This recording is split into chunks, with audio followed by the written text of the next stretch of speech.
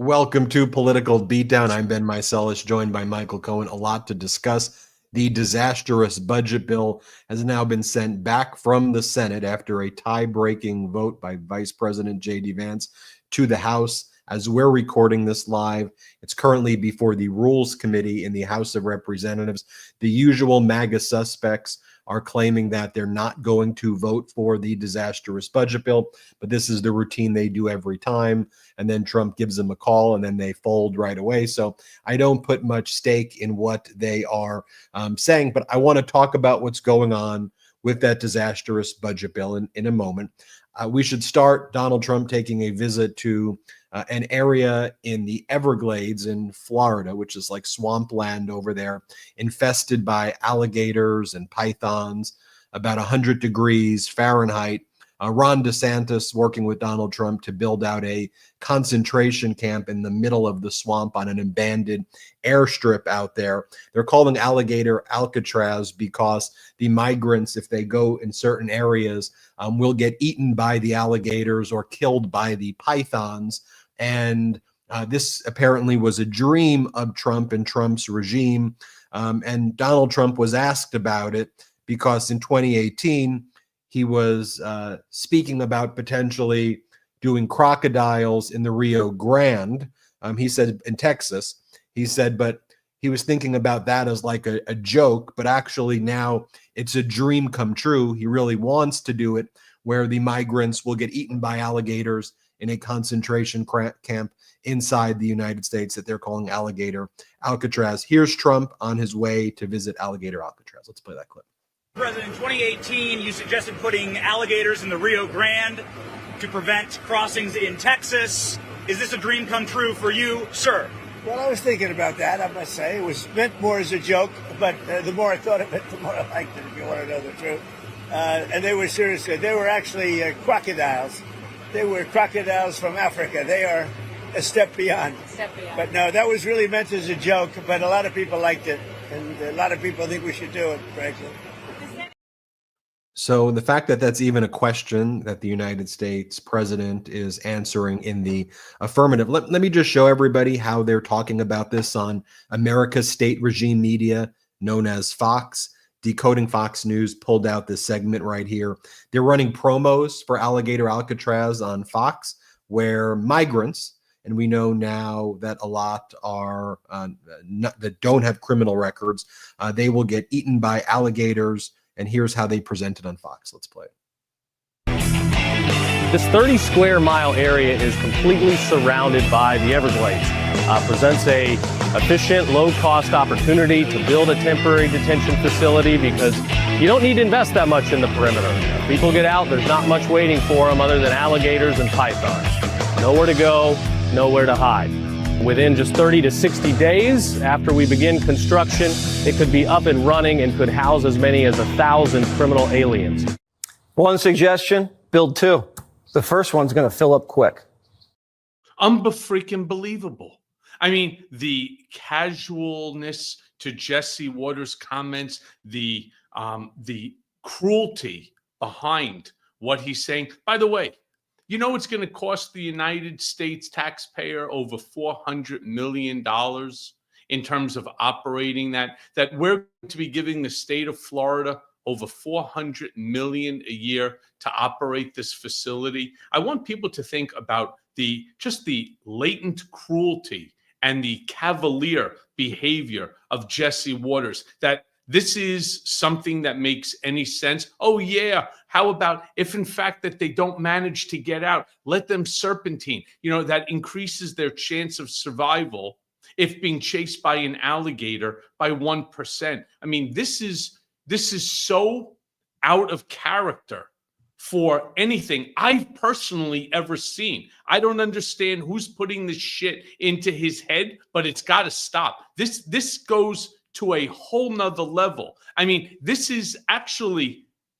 worse, I think, than the El Salvadorian internment camp, the concentration camp, or even, for example, they have the Panamanian jungle internment camp. What are we doing? We're building like bases all around the world for internment camps.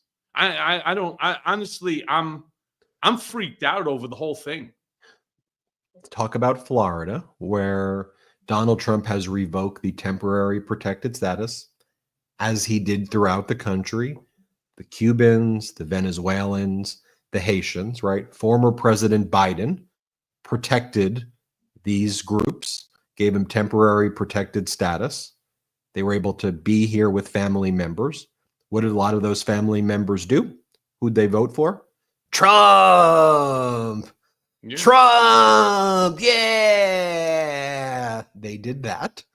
And even right now, don't get me wrong, I've spoke to a lot of people who are Latino who say that they are seeing significant changes, sure. But when you go into like Little Havana in Florida, you will still see the MAGA hats, and you will ask them, so what do you think about Trump's immigration policy? Or, well, you know, we don't support the immigration, but on the other issues, we support him.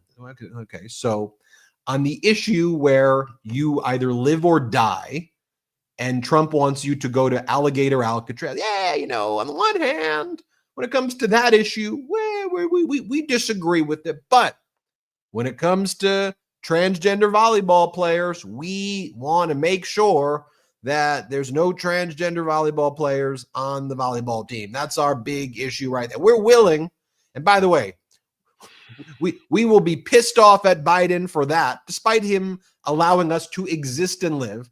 Donald Trump wants us to die, but it's, you know, it's that volleyball issue. It's the track runner issue. We can't have someone who comes in second place as like co-second place. We need to make sure you're really in second place. Anyway, so as Donald Trump's doing Alligator Alcatraz, he's also spending the day yesterday. You saw this, Cohen? He was selling cologne and he was selling perfume. From cologne, Trump perfume. We've heard about his putrid odor before. Lots of people around him have said that. I'm not asking you to comment one way or another on that, but he's selling cologne and perfume, Trump Victory Cologne, and he made a video. And from his official account, here's the video that he made while also talking about Alligator Alcatraz. Here, play this clip. Fragrances are here. They make a great Christmas present. I've named them Fight, Fight, Fight because they represent winning. We all want to be winning. We have to win as a nation. We want to win as a family. This fragrance is all about strength and success and confidence for men and for women. I only bring this up because... You know what that fragrance is, by the way. They're going to spray it on all of the undocumented migrants, and it's going to be like an alligator spray. It's going to be like a meat-based spray, just in case they decide to try to escape. Could you imagine? I don't understand what the hell is going on in our government. I mean, you got the president of the United States hawking fight, fight, fight perfume. I mean, and cologne. This is the craziest thing ever. I mean, it's one thing if he was doing it on the campaign trail. Okay, I get that. It's probably not right. But as the president of the United States to be hawking a fragrance that you call fight, fight, fight because we're all winners and you're going to be a winner if you wear this perfume, this cologne. This is the craziest shit ever. And I think it's by the way, it is funny. If you don't think that this is funny in like the kind of sense that it's not really happening, that this is some sort of a prank. Like, do you remember? I don't know if you were even alive at the time, Ben, because you're so much younger than me. There was something, Alan Funt. Do you remember that with Candid Camera? Do you not remember? I was on the back end of Candid Camera. You probably saw the later version, but there was a guy named Alan Funt on Candid Camera. They hide cameras, and they would pull shtick just like this, where you can't believe that this is actually happening. And then all of a sudden they turn around and said, Ben, do you see over there? You see this thing that's over my head? That's actually a camera. Wave to the camera. You're on Candid Camera. It's almost like we're in an alternate universe of ridiculousness. I can't even understand how they managed to get the president of the United States in his official capacity within which to hawk a fragrance. It's just ridiculous. He wants to. I mean, he's been hawking the meme coins and this and that. The strange part about it right now is with Trump's approval in the 30s the disastrous budget bill approval in the 20s. It's like the lowest polled piece of legislation ever. You have a group of Americans, still a significant size, who, even if you factor in, just say Trump's approval is 39%, I think that's probably the blended average, right? That's a significant number of people who watch Alligator Alcatraz and perfume stuff and see the disastrous budget bill. These are people who are on Medicaid themselves, who are likely going to be kicked off Medicaid. These are people who need FEMA to work, who are going to lose those services. These are people who are on supplemental nutrition assistance program. These are people who themselves or their children benefit from the Department of Education's partnerships with local schools and help. So, and they love this. They watch Jesse Waters and they're like, yeah. And then you have a larger portion of our population, because Trump has not got the resistance to submit. The resistance keeps on growing, who watches this. And then we look at the other part of the population who supports this. And we're like, what the fuck is, excuse me, what is wrong with you? Like, I'm sorry, I'm rubbing off on you, Ben. What? But it is, what is wrong? I'm trying to, what is actually wrong with you? Is there, did the things, not connect the right? What is wrong with you? And then you take a look at, why do I show the perfume? Why do I point it out? Because it's important, for God's sakes. It's important to understand that there are no rules. People need to understand that. It's why I constantly say, and I will say it again to the trolls that want to think that they're bothering me by trolling. Midas Touch Network is an independent platform where truth runs free. Let me be very clear about this. It's why we constantly say we all must assist and grow this community so big that this sort of craziness, the things that you cannot actually believe are occurring, come to a stop. We cannot leave it to the Democratic Party within which to make corrections. They are, in my estimation, incapable. They're incapable. Think about it. Guys who have been in Congress for over 3-4 decades have no relationships with Republicans, especially the conservative Republicans, the ones that believe in a balanced budget and don't believe in this sort of nonsense. They can't even reach across the aisle to turn around to say, you can't vote for this. You can't vote for 10+ million people being kicked off Medicaid. You can't possibly think in your state that your constituents are going to be okay when you're unable to give them money for food stamps, for SNAPs, and for government assistance to the people who need the money the most, to take it away from them. Do you not think that it is right that we're going to be burdening our children, grandchildren, and future generations with another $5 trillion on top of what we already owe? Over $1 trillion a year is just in interest. This is unsustainable. So the question becomes, who's doing what? Well, Midas Touch Network is doing what they can, but it's going to be because of you.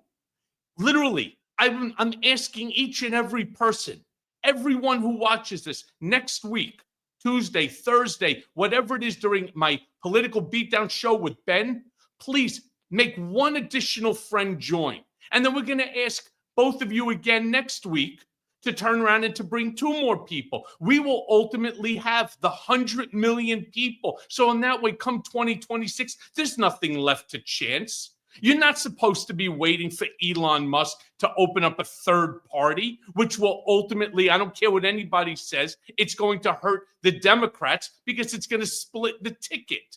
I mean, this is not a joke. So yeah, I can laugh about a fragrance. I can laugh about our president of the United States getting up there and saying that he's creating a fragrance, only because I remember the old fragrance that Trump had put out years ago, right? Where I forget what it was called. Success. It was called Success, right? I remember that because I got one as a Christmas gift from him. And I'm like, oh my God, I can't believe that the president of the United States is actually hawking a fragrance. And who's the idiot enabler? that turned around and said that this is a good idea for you. This whole thing is out of control. And it is so important that you help to build this community. There is no one person who could do this alone. Your help is needed. And so the same tactics that Donald Trump uses to sell what's probably really stinky cologne and perfume. It's probably not, by the way. Success was a copy of Giorgio Armani. It smelled just like Giorgio Armani. This is a real professional company, by the way, that's doing it. Forget what it smells like. I'm just telling Cohen's you, going all in. The perfume smells good.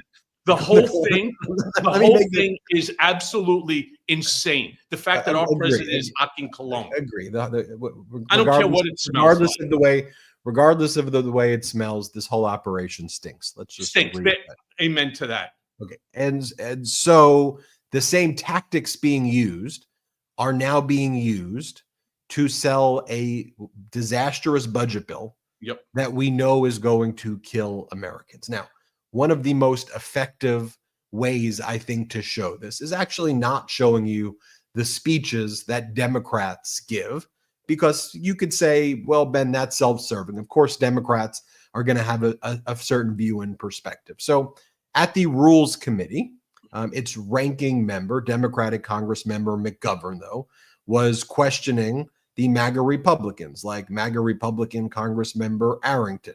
And so what McGovern says is, let me use your own words, Arrington. This is what you said you would never support. And you would agree with me that the Senate's version is exactly what you said you would never support.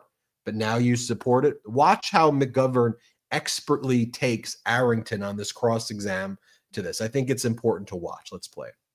Yeah, in March, you said, and I quote, if the Senate is simply using current policy to get tax cuts permanent while avoiding or skirting the responsibility to bring down spending commensurately, then that is a non-starter. That's end quote. Yeah. Then in our April hearing on the budget, when I asked you if you were here supporting a non-starter, you told me I opposed the notion that in the final reconciliation bill that we would have a deficit increase on the watch of a party that claims fiscal responsibility as a core principle. And as recently as June 10th, you signed a letter that said, and I quote, we remain unequivocal in our position that any additional tax cuts must be matched dollar by real enforceable spending reductions. That union is the cornerstone of the House framework adopted in Section 4001 of H. Con. Res. 14, and it's the minimum standard for our support, end quote. So you've been very consistent in your demands, and so I have to ask you, did the Senate follow the House's reconciliation restrictions? They did not. I mean, according to the latest analysis from the Committee on Responsible Federal Budget, the Senate violated the House's instructions by over $500 billion, and the final bill will add $4 trillion to the national debt, including interest. So here we are with a final bill that does something that you called a non-starter, that violates your core principles, and it doesn't meet what you called the minimum standard for your support. Have your core principles changed since April? I mean, no, sir. I mean, do words minimum and non-starter not mean what I think that they mean? I don't understand, why. I mean, if I were on the right of this, I mean, I don't know why, you wouldn't take this opportunity maybe to follow Lisa Murkowski's advice to, maybe have a conference with the Senate and try to work something out. It seems that everything that everybody may be onto something. Yeah, well, it's it. Well, and again, if that's the case, then I don't know why we're here in the Rules Committee taking up your time. But ranking member. So what he said at what he said at the end right there is maybe she's on to something. So Senator Lisa Murkowski, who voted for the disastrous budget bill, she was the one who gave the vote, so it would be 50-50, and J.D. Vance had to break the tie break. After she voted for it, she said, I don't like that. She swear to you right now. She goes, I don't like that I voted for it. I disagree with it, but we need the House to try to fix it. So that's what the reference was there. Do you all remember what the House said when they passed the disastrous budget bill, the MAGA Republicans? They said, we don't like it. We need the Senate to try to fix it, but we're going to pass it for now.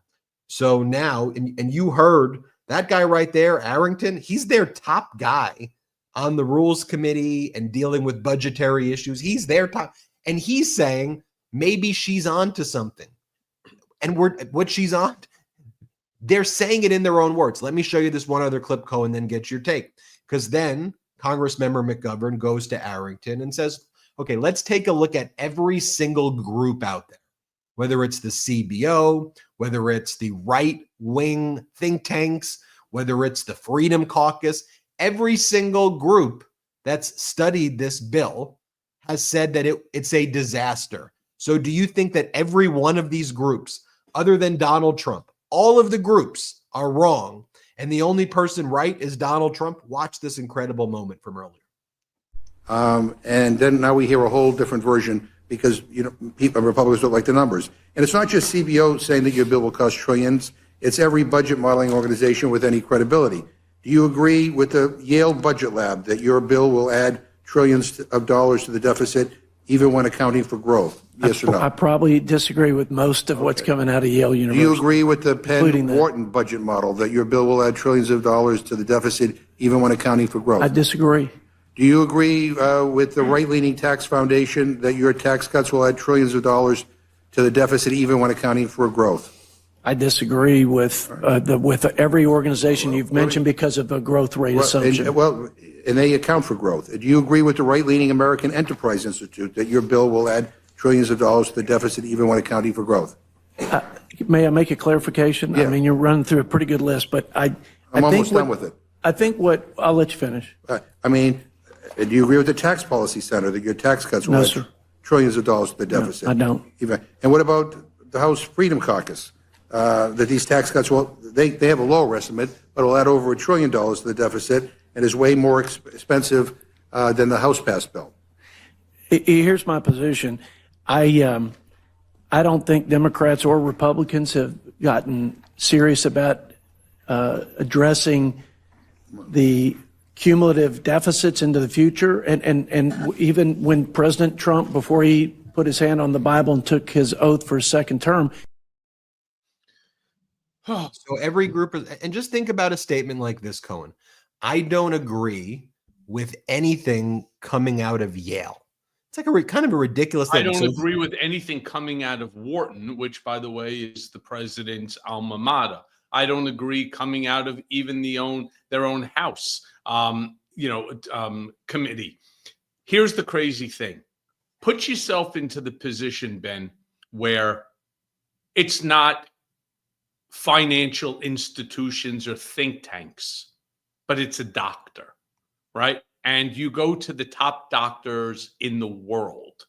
All right, let's just say the top doctors in America. And each one of them tells you the same thing. You have X. You have X. Sir, you have X. And then all of a sudden you want to turn around and say, no, I don't care what you say. Dr. Boombots turns around and says to me that it's not. And you say, well, who is this doctor? He's a doctor that we know. And what tests, what empirical data is he basing that decision on? And the answer is none. None. He just thinks it's different from his gut reaction. This bill, guaranteed, adds anywhere between $3.5 to $5 trillion to the debt. This bill, unquestionably, is going to destroy, and Democrats, Republicans, independents have all acknowledged it. It is going to damage small cities, small towns, many of which are ruby red. So what's going to happen in 2026? Well, here's the funny thing. Who cares at this point in time, right? Why are we thinking, which is all that you hear on mainstream cable news? Oh, well, 2026 will be able to reverse it all. Who can wait till 2026, another year and 2 months? You have any idea the amount of damage, the number of people who are going to lose Medicaid, over 10 million Americans? What are we talking about? What happened to our empathy for those Americans, our brothers and sisters, our American brothers and sisters who are the least capable of caring for themselves? You're going to strip them of Medicaid, of food stamps, of housing, of all of the government assistance. And then the best is they say, well, how about this? We're not saying that you can't have it. We're just saying that you need to be employed for at least 20 hours a week, or we're not willing to give it to you. Because what this is going to do is it's going to assist us in the removal of undocumented migrants. I mean, everything runs back, as Trump calls it, it's the weave. It's the weave into nonsense. And we, the American people, we have to sit here and listen to this and just sort of say to ourselves, here we go again. No, we have to do something. And if we're just going to sit here and talk about it, talking about it is not going to make this issue go away. We need to put pressure on all the representatives. I don't care what state that you're in. Call your representative, all right? Because now this big, beautiful bill is back to the House. Call your representative's office and tell them, you vote for that, you lose my fucking vote. Plain and simple. And I'm going to organize in the area, and we're all going to take our votes away from you come 2026. All right? Put some pressure onto somebody. We need to do something every day. We need to be doing something.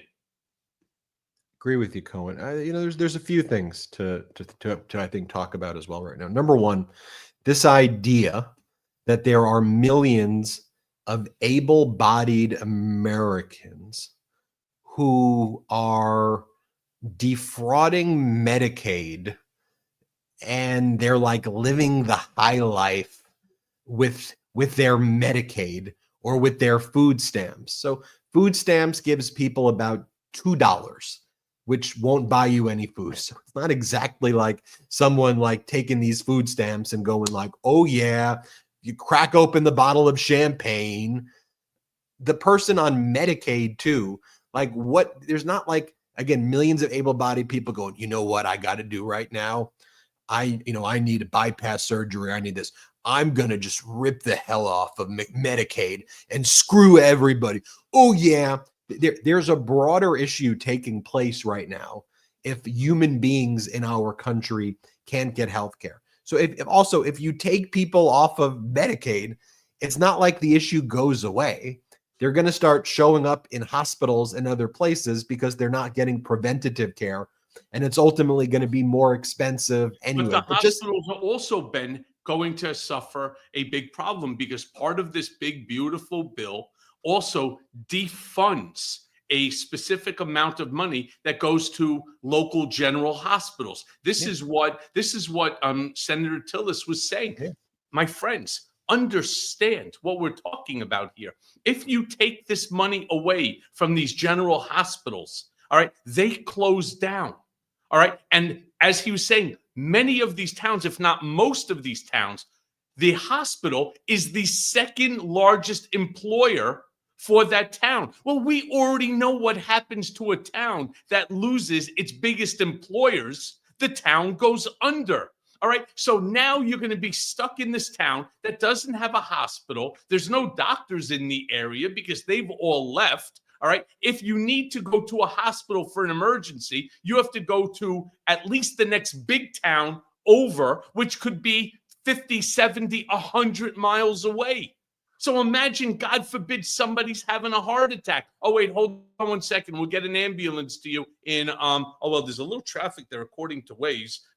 Your ETA is an hour and 13 minutes to get to you. Oh, yeah. And coming back, oh, wow, there was an accident on the I-24. That's going to be about another 3 hours. So, it's going to take you about 4 hours to get here. Why don't you say sayonara, kiss your family goodbye? This is not normal. This is not normal conversation that we're having right now. This is absolutely some of the grossest things that I think we've ever had to discuss on this program.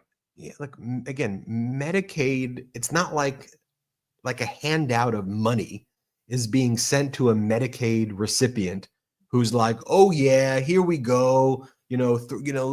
Show me the money. Like that's not, it goes to pay for the medical bills of a procedure that had to be approved. And it's not easy sometimes to get a procedure approved, even if you're not on Medicaid and you have health insurance and you need to get a surgery.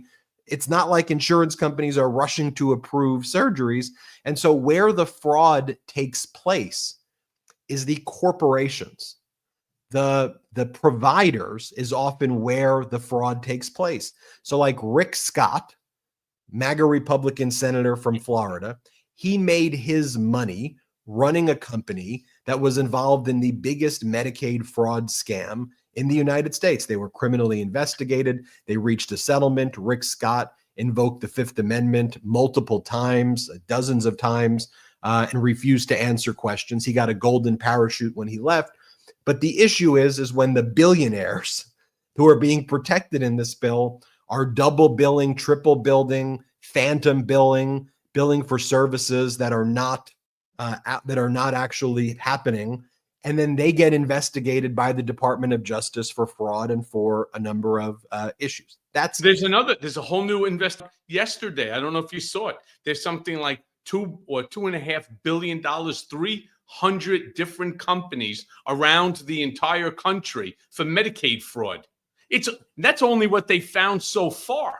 I mean, over $2.5 billion by 300 providers. You really want to worry about giving people the benefit? How about ensure that the money that you are paying out isn't fraud, waste, and abuse? Let's take our first and only very quick break of the show. And we come back. We've got a lot to discuss as well.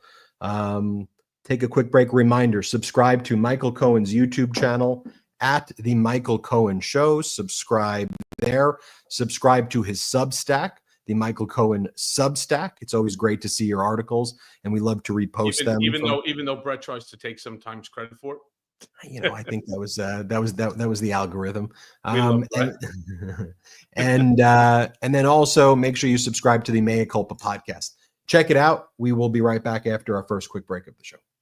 Boom. All right. So picture this. I'm on my way out the door, trying to look halfway respectable for a meeting, and boom.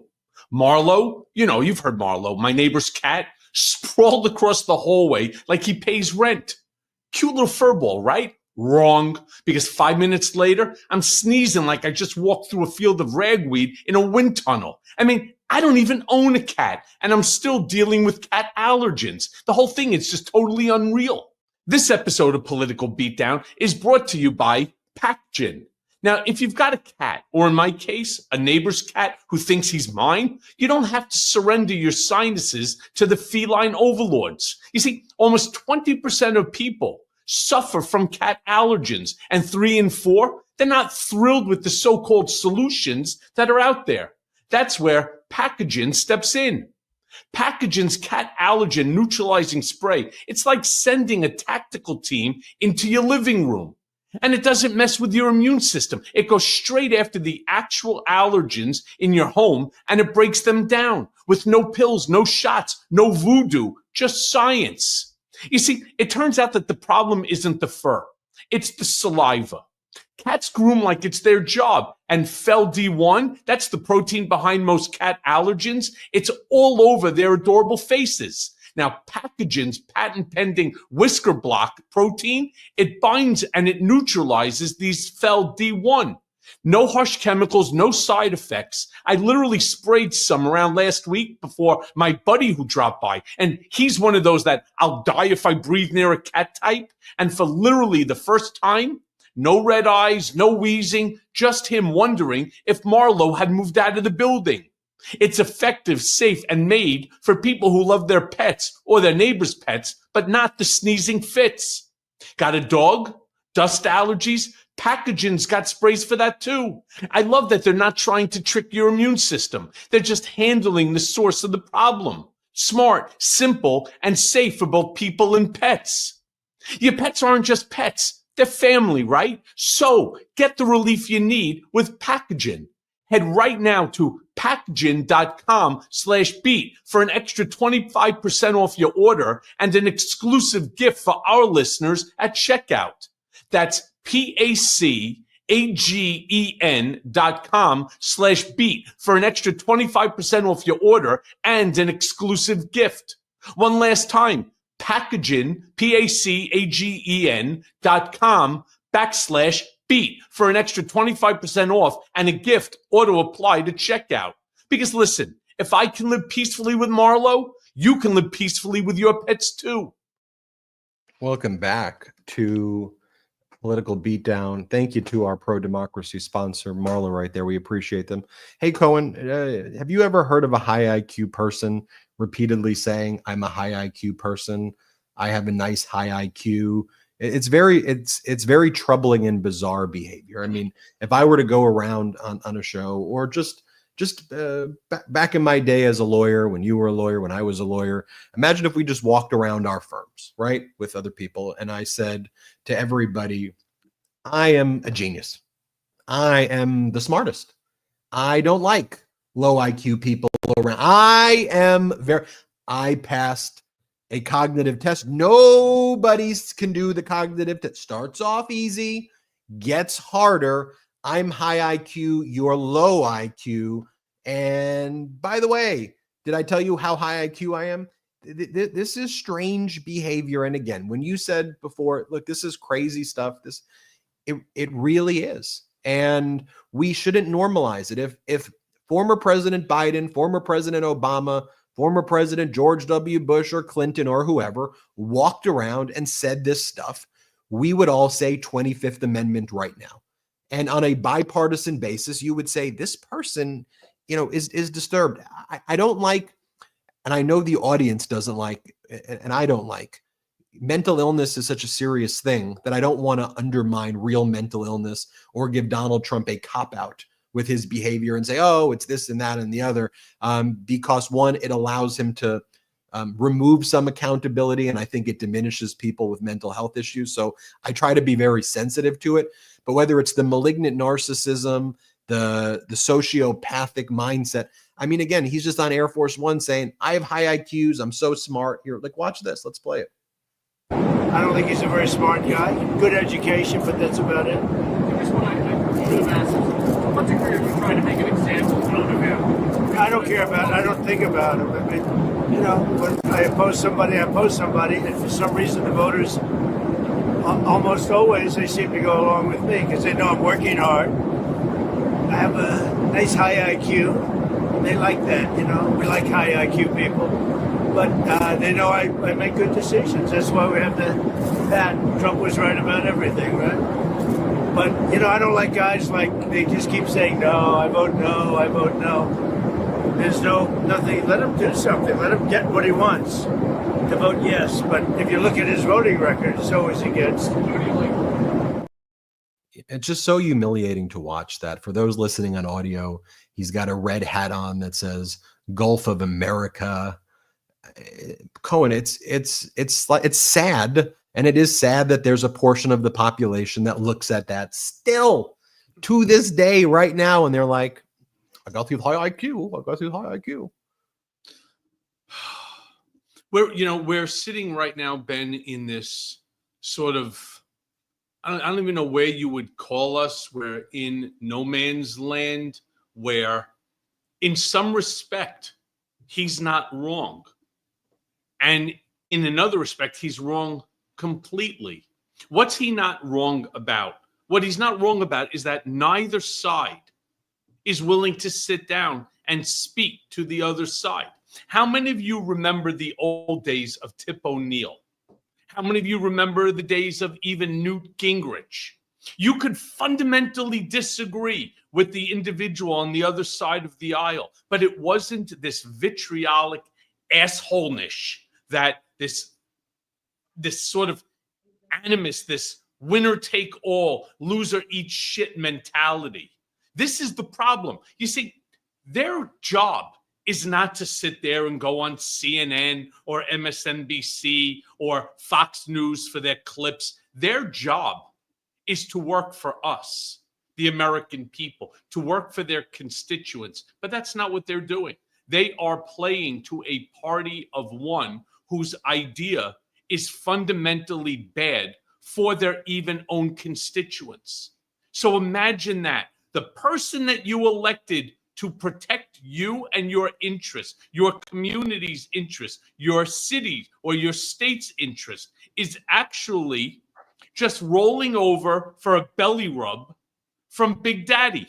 And that's just absolutely wrong, because what's going to ultimately happen is that everybody's going to end up suffering. And again, all it does is it just creates another stupid talking point that we Democrats just keep running with. Oh, but 2026 is going to fuck 2026. Do you realize the amount of damage that can take place to this country over the course of the next, say, 15 months, 16 months till that campaign gets on its way?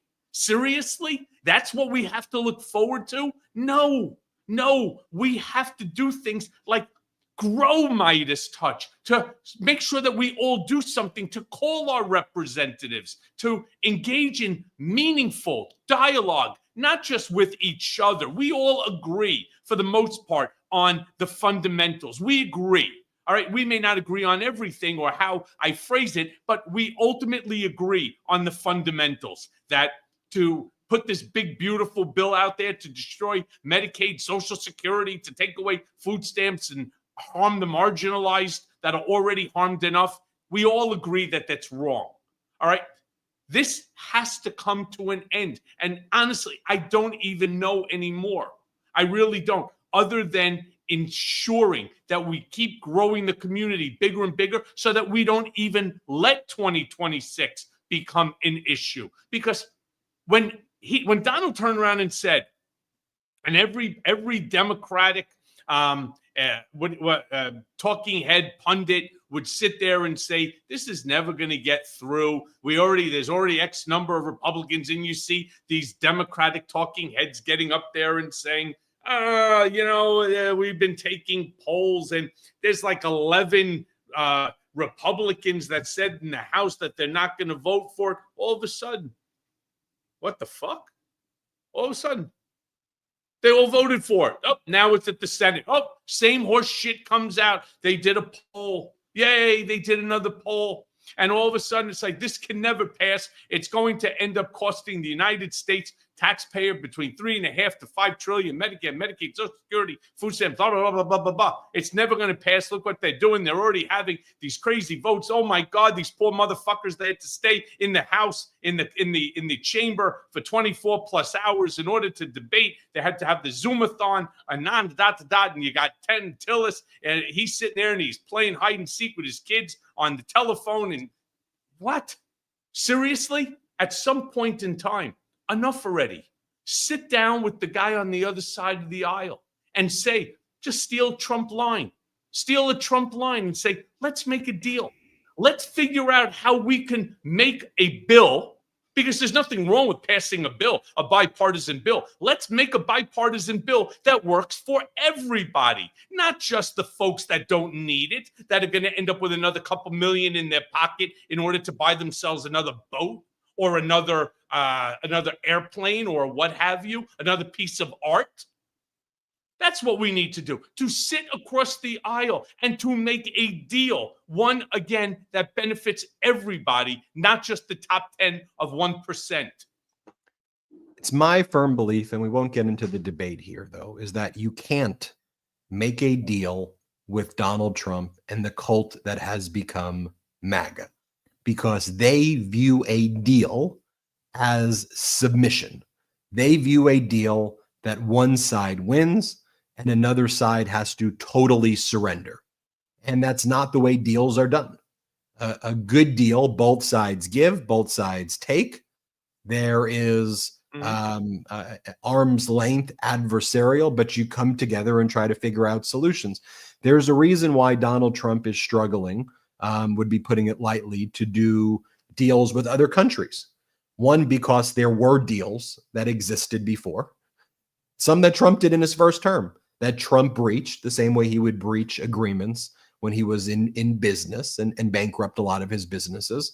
And he's not clear about what his intentions are in the negotiations, so countries don't know what is being asked of them.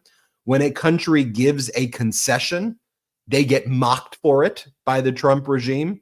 Canada pulled back a digital services tax. What happens? The Trump regime goes out and does a press conference. They go, Mark Carney caved. How pathetic is Canada? 51st state. Look how weak Canada is. So how, if you're Carney, can you do a deal where there will be concessions, where if you do something like that, that's how you're treated? It's every country that Trump does that with as well. I mean, you look at Japan. Donald Trump, it should be easy to do a deal between the United States and Japan. Ben, I'm so sorry. This isn't about Trump anymore. This is not about Trump. There are moderate. Then we'll get into it. We'll spend the last 10 minutes. There's no such thing as you think that there are moderate. Truthfully, you believe that there are moderate Republicans in Congress that will do things that Donald Trump doesn't want them. You truly believe that? No, I don't. Okay. No, I believe that there are moderate Republicans, and that's the job now of the Democrat, especially the one who has years and years worth of relationships. Do something. Try to build. Try to play it out. Play it out. You can't lay down and then just accept the fact that this has now become a winner-take-all scenario, because nobody ever wins that way. The Democrats didn't create the framework of a winner-take-all scenario. The Democrats are out there, like it or not, they're trying to come up with amendments that actually benefit these red districts. So, but just go back to your point. You said that you don't think in Congress there are any Republicans in Congress who will do something that Donald Trump doesn't want them to do. There were a few. There were a few. Okay. Tom Tillis, you got Don Bacon, even Rand Paul. Okay, well, that's not enough. Okay, well, we got them. Right, when it comes to Tom Tillis, when it comes to Rand Paul, who's actually not that normal. It's just when it comes to, he wants more Medicaid cut, but at least he voted against this disastrous budget bill, but for reasons that I think are different than the reasons why I'm against it. Okay, so you've got Tom Tillis, you've got Rand Paul, you had Susan Collins, that made 3. Yep. So you don't think the Democrats were trying to flip Murkowski? You know, of course they were. You don't think Democrats were trying to go to all of these MAGA Republicans? So I don't know who on the Senate you're referring to. And then in the House of Representatives, you have Thomas Massey from Kentucky. You've got Valadao now in California, who says he's not voting for it. I don't see who else exists in the House that's open and willing to do a deal with Democrats. I think Democrats would love to try to come up with something bipartisan. I mean, look, we put forward a bipartisan immigration bill. Democrats negotiated with MAGA Republican Senator Langford from where is he from? Oklahoma? Yep. No. Is he from Utah or Oklahoma? I think he's from. I want to say he's from Oklahoma. Oklahoma. Oklahoma. So he created a framework. Democrats said, here's how we solve the issue along the lines of what Americans want. We agree. Very strong border, expedited asylum. So if someone's not supposed to be here, they get deported. There's not going to be ICE disappearing people. We're going to fund more ICE officers. We try to do a deal, and they don't want to do a deal. I don't get how you do a deal with them. Well, I don't know, but with Senator Langford, they actually had a bipartisan deal, which Trump ended up killing because that would have been a benefit to Joe Biden. Exactly, but that's the point. You said don't think about Trump in this, and Trump is always. He wasn't even president at the time. Joe Biden was. He was just, which makes it even worse. Worse, exactly. Like I said, listen, Ben. One of the things that I constantly say here, and people have their opinions, and everyone's entitled to it. Ben and I may not agree 100% on the route, but we always ultimately agree on the destination, on the end point. All right. Yes, I make a comment. What is the comment?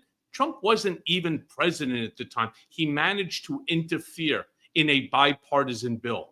But does that mean that you don't try to pass more bipartisan bills? No, you go right back and you start again and you try again. And they have to try, because not to try, when I watch, for example, like Chuck Schumer and some of the other guys, they stand up there behind their gilded podium and they bang their hand and they have the outrage and they're so angry about what's going on and they demonstrate all of this fervor and and they make their speeches and so on, and then the speech is over and then they sit down and they go home and they go have dinner and then they go and they trade on their inside information. Bullshit. All right. How about go and figure out how to have dinner or go have a drink with somebody from the other side of the aisle and see if you can't rebuild a relationship. You got to do something, because to do nothing, you're 100% a loser. At least try. That's all I'm asking. Don't even be effective. How about just try?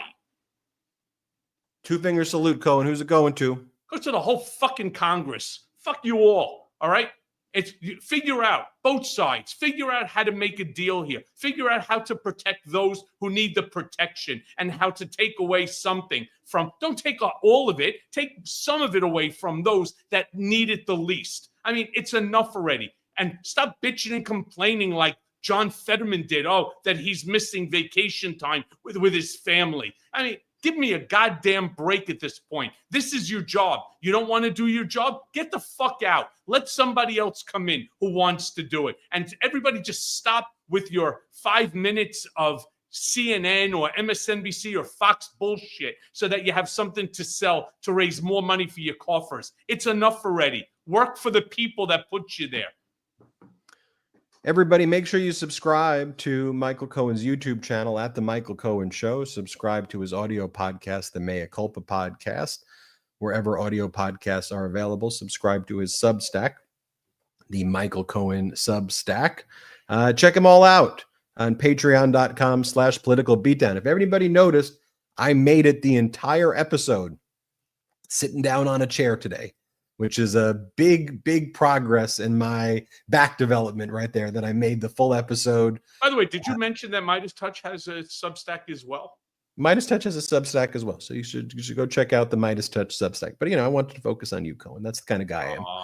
Everybody, hit subscribe here. Let's get to 6 million subscribers and have a good day. Shout out to the Midas Mighty and shout out to the Beatdown Brigaders.